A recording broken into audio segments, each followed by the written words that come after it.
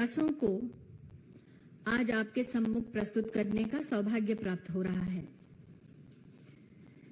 मैं आपको याद दिलाना चाहती हूं कि महिला और बाल विकास मंत्रालय विशेषता गठित किया गया ताकि देश भर में आंगनवाड़ी व्यवस्था को सुदृढ़ कर सके। 2014 में प्रधान सेवक की भूमिका में आदरणीय प्रधानमंत्री जी का ये दिशा निर्देश था कि पूरी सरकार में महिला के संरक्षण हेतु भी प्रयासरत सरकार के समन्वय की जिम्मेदारी इस मंत्रालय के अंतर्गत आनी चाहिए।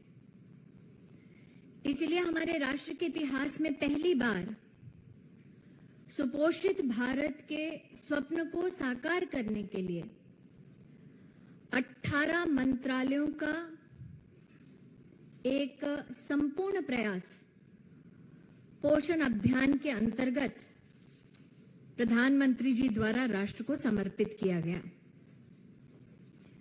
आज ये कहते हुए आनंद है कि जिस आंगनवाड़ी क्षेत्र के लिए एक ऐसा कार्यक्रम जो 1970 के दशक से चल रहा है, उस क्षेत्र में सबसे बड़ा प्रश्न ये कि 4 दशकों से चलने वाली स्कीम में बच्चा सुपोषित है या नहीं, उसको प्रमाणित करने के लिए हर आंगनबाड़ी में मेजरिंग डिवाइस की व्यवस्था नहीं थी। प्रधानमंत्री मोदी जी ने न सिर्फ मेजरिंग डिवाइस की व्यवस्था करवाई, बल्कि साथ ही हर आंगनबाड़ी को स्मार्टफोन से जोड़ा। आज ये कहने में हमें कतई संकोच नहीं कि देश भर में 11 लाख स्मार्टफोन्स हर आंगनवाड़ी कार्यकर्ता को वितरित हो चुके हैं। ग्रोथ मॉनिटरिंग डिवाइस 12 लाख देश भर में वितरित हो चुके हैं। टेक्नोलॉजी से समाधान देने के लिए प्रधानमंत्री जी की इच्छा थी कि हम हर बेनिफिशियरी तक पहुंच रहे हैं कि नहीं, ये टेक्नोलॉजी के माध्यम से सुनिश्चित किया जाए। भारत सरकार ने पोषण ट्रैकर नामक टेक्नोलॉजी की एक व्यवस्था देश के 13,90,000 आंगनवाड़ी में स्थापित की, जिसके चलते 9 करोड़ से ज्यादा बेनिफिशियरी गर्भवती महिलाएं, 6 साल से कम उम्र के बच्चे, जिसमें से 92% आधार सीडेड हो चुके हैं, उनको आंगनवाड़ी व्यवस्था से रियल टाइम टेक्नोलॉजी के माध्यम से जोड़ा गया। कुछ लोगों का यह मानना था कि ग्रामीण अंचल में क्या टेक्नोलॉजी का इस्तेमाल सही तरीके से हो सकता है। इसका सबसे बड़ा प्रमाण यह है कि हर महीने बच्चों का वजन होता है, लंबाई नापी जाती है, वो रियल टाइम डेटा भारत सरकार के सामने उपलब्ध कराया जाता है। एक आंकड़ा आपको बताना चाहती हूं, मार्च के महीने में 15 मार्च से लेकर 30 मार्च के बीच में देश में 6 करोड़ से ज्यादा बच्चों का डेटा आंगनवाड़ी की हमारी बहनों ने ट्रैकर के माध्यम से प्रदेश और देश की सरकार को वजन होता है, लंबाई नापी जाती है, वो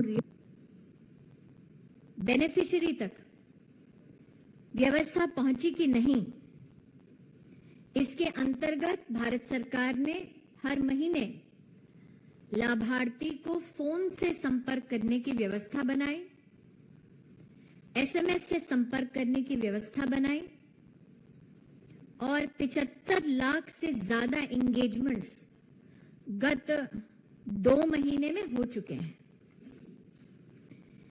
ये विषय शायद ही कभी सुर्खियों में आए, इसीलिए मैं विशेष आपको यह आग्रह करती हूं कि ये जानकारी इसीलिए भी पहुंचाएं क्योंकि आंगनबाड़ी की व्यवस्था से और सरकार की जो स्वास्थ्य की व्यवस्था है उसके अंतर्गत गर्भवती माताओं को बैंक के खाते में कैश ट्रांसफर की भी व्यवस्था महिला और बाल विकास मंत्रालय के सौजन्य से प्रधानमंत्री जी के आदेश अनुसार हुई।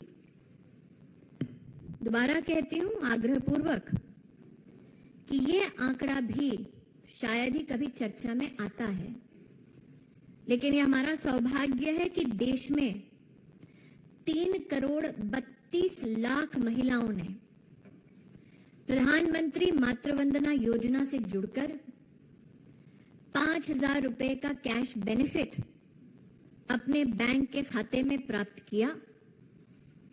अब तक 13,650 करोड़ रुपया लगभग महिलाओं के बैंक खाते में पहुंच चुका है। मैं आनंदित हूं ये कहते हुए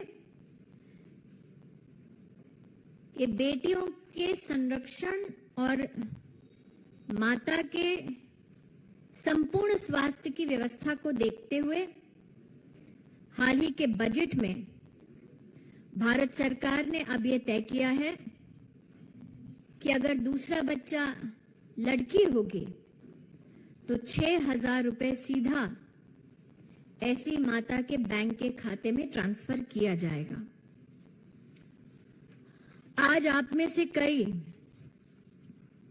यहां विशिष्ट पत्रकार विद्यमान हैं जो साक्षी रहे जब कांग्रेस की सरकार ने निर्भया फंड की घोषणा की थी साल 2013 में। यह कहना उचित होगा कि साल 2013 में घोषणा तक अपने आप को सीमित रखने वाली कांग्रेस सरकार ने एक भी महिला सुरक्षा के लिए ऑपरेशनल प्रोजेक्ट नहीं किया। आज 9 वर्षों के कार्यकाल में प्रधानमंत्री जी के आदेश अनुसार निर्भया फंड के अंतर्गत महिला एवं बाल विकास मंत्रालय ने प्रदेश की सरकारों के साथ और अन्य भारत सरकार के प्रकल्पों के साथ 12,000 करोड़ के प्रोजेक्ट्स को अप्रेज किया। 6,712 करोड़ के फंड्स को रिसीव करवाया और वर्तमान में प्रदेश सरकारों को मात्र इसी फंड से 4,923 करोड़ रुपया भारत सरकार दे चुकी है। कई लोगों को यह जानकारी नहीं कि साल 2014 से पहले अगर महिला किसी मुसीबत में होती तो मेडिकल व्यवस्था, पुलिस का सहयोग, लीगल सहयोग, ऐसा कोई भारत सरकार का प्रकल्प नहीं था देश में जिससे महिला को संरक्षण मिल सके। प्रधानमंत्री जी ने आदेश दिया कि देश के हर जिले में महिला संरक्षण के लिए वन स्टॉप सेंटर बने। 801 सेंटर भारत सरकार ने अप्रूव किए। वर्तमान में 733 सेंटर्स देश में फंक्शनल हैं। प्रदेशों से मांग आई कि जहां जहां जिस जिले की आबादी ज्यादा है या जहां पर incidents of crime against women, महिला के खिलाफ वारदातें ज्यादा हैं, वहां पर वन स्टॉप सेंटर की संख्या बढ़ाई जाए। तो अब 300 और सेंटर्स खोलने का बजट भारत सरकार ने सुनिश्चित कर दिया है। यह भी कहना उचित होगा कि भारत सरकार ने प्रदेश भर में, आप चाहे जिस भी प्रदेश के हों, वहां जो महिला हेल्पलाइन चलती है वो महिला हेल्पलाइन भारत सरकार के सौजन्य से चलाई जाती है। आज हमारे देश में 34 से ज्यादा महिला हेल्पलाइंस ने भारत सरकार के इस प्रयास के माध्यम से 1,26,00,000 कॉल्स को अटेंड किया, जिसमें से 64 लाख महिलाओं की मदद हुई। ये सब भारत सरकार, प्रदेश सरकारों के समन्वय से और भारत सरकार की निधि से संभव हुआ है। देश भर में जो इमरजेंसी रिस्पांस सपोर्ट सिस्टम चलता है, वो निर्भया फंड के अंतर्गत भारत सरकार चलाती है।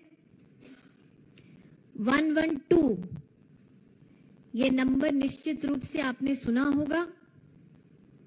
मोबाइल ऐप बेस्ड सिस्टम भी है इमरजेंसी के लिए, लेकिन शायद ही कोई ये जानता है कि अब तक 29 crore calls emergency response support system ने भारत में अटेंड की हैं। आप सबको ज्ञात होगा कि देश में मांग उठी थी कि जो प्रमुख शहर हैं उसमें सेफ सिटी प्रोजेक्ट चलाया जाए। Ahmedabad, Bengaluru, Chennai, Delhi, Hyderabad, Kolkata, Lucknow, Mumbai, safe city projects के लिए इन 8 शहरों में फंड्स को उपलब्ध करा दिया गया है। महिला संगठनों द्वारा यह मांग उठी थी कि investigating officers, prosecution officers, medical officers, specially जो वायलेंस अफेक्टेड, हिंसा ग्रहित महिला का संरक्षण करने का जिनके पास दायित्व है, उनकी विशिष्ट ट्रेनिंग होनी चाहिए। अब तक भारत सरकार ने ऐसे 25,000 ऑफिशियल्स को ट्रेन किया है। संकल्प भारत सरकार का था कि हर पुलिस स्टेशन में महिला हेल्प डेस्क बने। अब तक देश में 13,550 महिला हेल्प डेस्क पुलिस स्टेशंस में उपलब्ध कराए गए हैं। देश में जो लोग क्राइम प्रिवेंशन के लिए समर्पित हैं, उनका ये निवेदन था कि sexual assault evidence collection kit police stations में उपलब्ध कराया जाए। अब तक 14,500 सेक्सुअल असॉल्ट एविडेंस किट्स उपलब्ध कराई गई हैं। डीएनए लेबोरेटरी चंडीगढ़ का उद्घाटन 2019 में हुआ। 30 राज्यों को फोरेंसिक साइंस लैब्स को और भी सुदृढ़ करने के लिए आर्थिक सहायता समर्थन दिया गया। Fast track courts